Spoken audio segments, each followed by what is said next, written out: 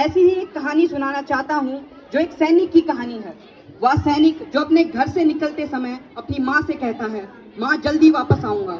माँ दरवाजे तक आती है, आती है, बेटे के माथे पर हाथ रखती है और उसे विदा कर देती है।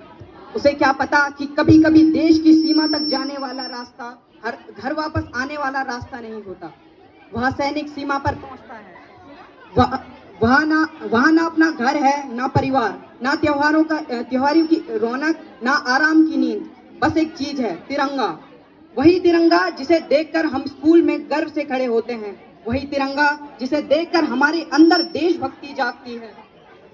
लेकिन एक सैनिक के लिए वह सिर्फ कपड़े का एक टुकड़ा नहीं होता, वह उसकी पहचान होती है, उसका सम्मान है, उसका परिवार है और कभी कभी उसकी आखिरी मंजिल भी।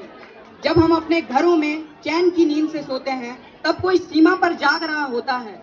जब हम अपने परिवार के साथ त्योहार मनाते हैं तब कोई अपने परिवार से दूर देश की रक्षा कर रहा होता है। जब हम सुबह उठकर अपने सपनों के बारे में सोचते हैं तब कोई अपनी आंखों की नींद छोड़कर हमारे सपनों के लिए हिफाजत कर रहा होता है। और फिर कभी कभी एक दिन उस सैनिक के घर एक खबर आती है। दरवाजे पर दस्तक होती है, माँ दरवाजा खोलती है और सामने उसका बेटा नहीं होता, सामने होता है तिरंगे में लिपटा हुआ उसका बेटा।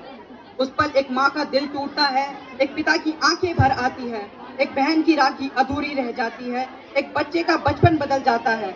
लेकिन उसी पल पूरा देश उस सैनिक को सिर झुकाकर सलाम करता है, क्योंकि उसने सिर्फ अपने परिवार के लिए नहीं, हमारे लिए अपनी जान दी होती है। और शायद यही स्वतंत्रता की सबसे बड़ी कीमत है।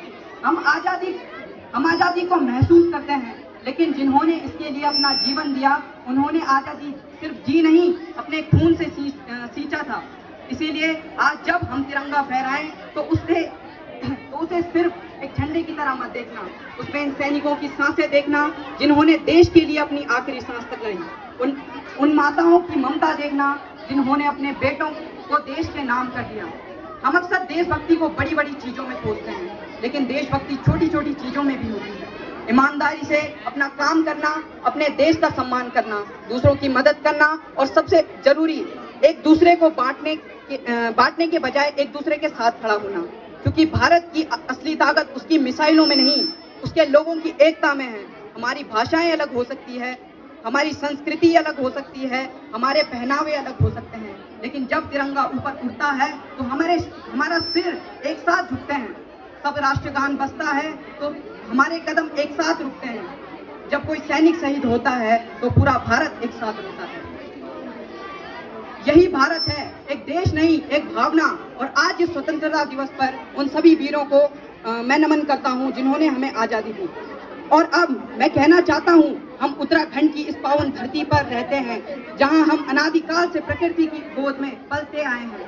यह सिर्फ पहाड़ों की धरती नहीं, यह हमारी आजाद भूमि है, यही मातृभूमि है, यह हमारी पहचान है। इन पहाड़ों की हवाओं में हमारी सांसें बसी है, इन नदियों के जल में हमारी यादें बसी है और इस मिट्टी में हमारे अपनों के सपने बसे हैं। जिस धरती ने हमें जन्म दिया, इसकी गोद में हमने बचपन बिताया, जिसकी हवा में हमने सांस ली, उस मिट्टी के लिए हमारे दिल में हमेशा एक विशेष सम्मान रहेगा। और इसीलिए आज भारत माता को नमन करते हुए अपनी उत्तराखंड की मातृभूमि को नमन करता हूँ। अब मैं अपनी बात को किसी नारे के साथ विराम नहीं देना चाहता हूँ, बल्कि अपनी इस मातृभूमि के लिए एक छोटे से गीत के साथ समाप्त करना चाहूँगा। तो गीत कुछ इस प्रकार है। उत्तराखंड मेरी मातृभूमि, मातृभूमि मेरी पितृभूमि, पितृभूमि मेरी मातृभूमि। ओ भूमि तेरी जय जयकारा, मेरा हिमालय, हिमालय तेरी जय जयकारा, मेरा हिमालय। पार मुकुट तेरी यूं झलको, पार मुकुट तेरी यूं झलको, झलकी गाल गंगे की धारा, मेरा हिमालय, हिमालय गाल गंगे की धारा, मेरा हिमालय। तली तली तराई कुनी, तारी तारी तराई कुनी, कुनी मली मली भबर, मेरा हिमालय, हिमालय मली मली भभरा मेरा हिमालय, बदरी के दारा का द्वार छाना, बदरी के दार का द्वार छाना, छाना कनखल हरिद्वारा मेरा हिमालय, हिमालय कन